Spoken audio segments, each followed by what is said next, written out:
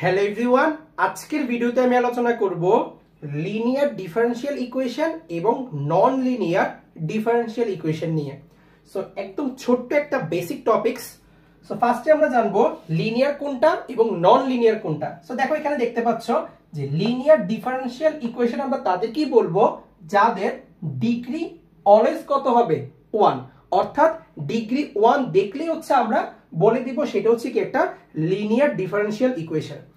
আর যদি ডিগ্রি 1 না হয়, ডিগ্রি 2 অর মোর, 2 হতে পারে, 3 হতে পারে, এর চেয়ে বেশি হতে পারে, তখন আমরা বলবো নন লিনিয়ার ডিফারেনশিয়াল ইকুয়েশন।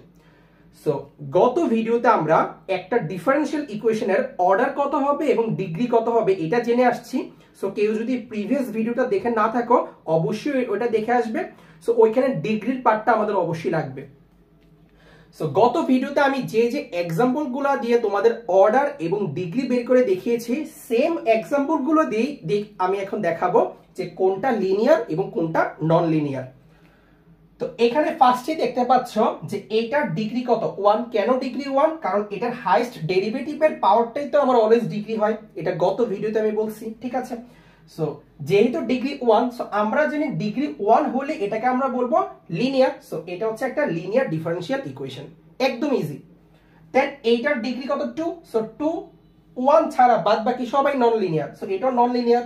দেন দেখো এখানে যতগুলা এক্সাম্পল দেওয়া আছে তোমরা যদি লক্ষ্য করো, এটার ডিগ্রি হচ্ছে 3, তার মানে এটা নন লিনিয়ার।